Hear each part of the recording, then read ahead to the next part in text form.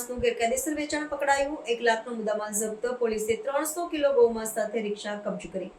વિસનગર તાલુકાના સવાલા ગામની સીમમાં ગાયોની કતલ કરીને ગેરકાયદેસર રીતે ગૌમાંસનું વેચાણ થતું હોવાની ચોક્કસ બાતમીના આધારે સ્થાનિક પોલીસે મોડી રાત્રે ઓચિંતી તપાસ હાથ ધરી હતી।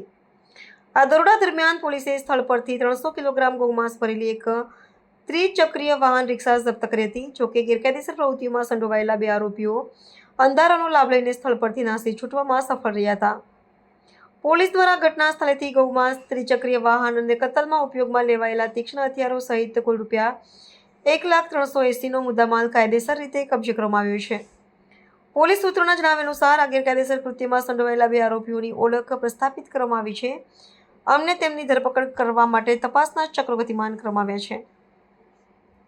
પોલીસે સમગ્ર પ્રવૃત્તિના મૂળ સુધી પહોંચવા અને તેમાં અન્ય કોઈ વ્યક્તિઓની સંડોવણી છે કે કેમ તે દિશામાં તપાસ શરૂ કરી છે। સમગ્ર ઘટનાને પગલે પશુ ક્રૂરતા નિવારણ અધિનિયમ અને ગુજરાત પશુ સંરક્ષણ સુધારા અધિનિયમની સંબંધિત કલમો હેઠળ ગુનો દાખલ કરવામાં આવ્યો છે।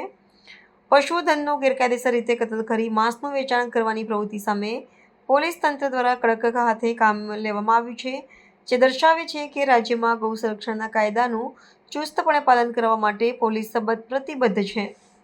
નાસી છૂટેલા આરોપીઓને ઝડપી પાડવા માટે જુદી જુદી ટુકડીઓ દ્વારા શોધખોળ હાથ ધરીને કાર્યવાહી આગળ વધારવામાં આવી છે।